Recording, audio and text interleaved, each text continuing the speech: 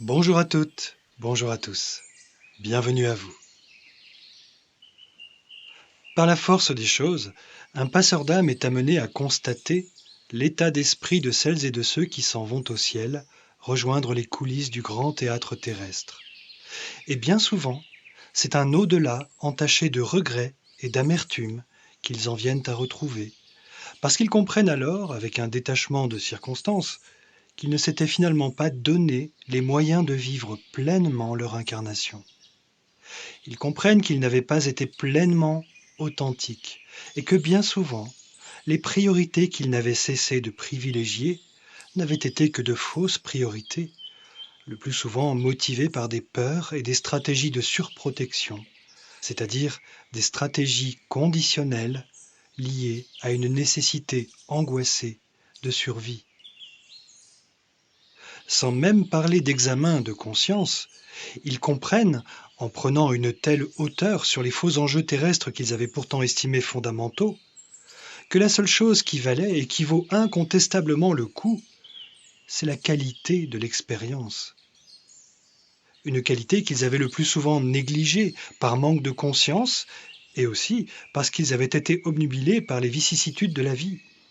C'est-à-dire qu'ils avaient principalement concentré leur attention sur les vicissitudes d'un système au sein duquel ils avaient à devoir survivre, en s'échinant à répondre continuellement à des codes et à des injonctions pour pouvoir espérer être admis et vivre une certaine idée du bonheur conforme au contexte auquel ils appartenaient et duquel ils étaient finalement devenus totalement dépendants et assujettis, parce que ne vivant qu'à travers des croyances, précisément celles du système auquel ils avaient appartenu et auquel ils s'étaient si pesamment identifiés, se transmettant les uns aux autres les règles du jeu de ce système, persuadés qu'ils étaient de bien faire pour leurs semblables, en leur fournissant, par amour, des armes pour se battre, ou plutôt se débattre, au sein du dit système auquel ils étaient finalement soumis, allant même jusqu'à se renier en abandonnant leurs besoins essentiels, puisqu'ils avaient fini par identifier ce système,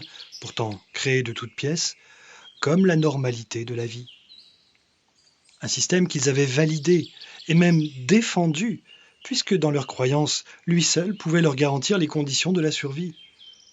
Tout cela à défaut d'avoir pu connaître une alternative, c'est-à-dire la possibilité d'une incarnation en pleine conscience, une incarnation exempte d'une ribambelle de croyances faussées et limitées. J'ajouterais même exempte d'une ribambelle de croyances fatalement désorientantes et aliénantes. La seule chose que l'on emporte assurément après notre incarnation, c'est notre expérience, et donc ni plus ni moins la qualité de cette expérience.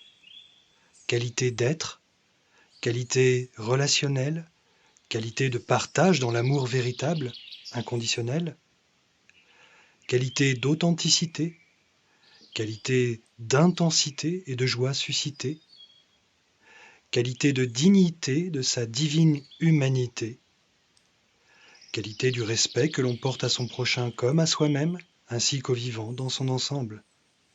C'est cela qui permet de vivre et de s'en aller en paix, avec la conscience légère et la certitude que cette aventure sacrée avait alors eu tout son sens, même au prix de certaines erreurs d'appréciation et de décision à certains moments. Mais cela, c'est le jeu de l'évolution qui consiste à gagner toujours plus en discernement et en conscience, grâce à la pratique même de l'expérience. On ne peut pas se reprocher à soi-même de n'avoir pas eu de conscience suffisante à un moment donné, de même qu'un adulte ne peut pas se reprocher d'avoir été un enfant. Ce qui compte, c'est la conscience sans cesse ouverte et amplifiée, donc celle qui est au présent et qui s'apprête à devenir toujours plus affinée, toujours plus affûtée. Ce qui compte également, c'est l'attention de l'intention authentique dans les postures que nous empruntons et les choix que nous faisons pour parvenir à un épanouissement dans la vérité et l'harmonie. Et cela engage parfois des valeurs bien plus élevées que les seules considérations restreintes de notre propre survie biologique. C'est cela le problème.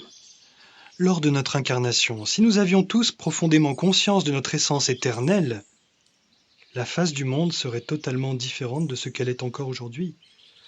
Tout simplement parce que profondément libérés de la tyrannie débilitante qu'exercent avant tout nos cerveaux reptiliens, nous délaisserions naturellement les faux enjeux qui proviennent principalement de notre identification excessive à un corps que nous ne faisons pourtant qu'emprunter, le temps de réaliser l'expérience de l'incarnation. Je ne sous-entends pas qu'il faudrait mépriser le corps, ce serait tomber dans un extrême inverse, tout aussi préjudiciable.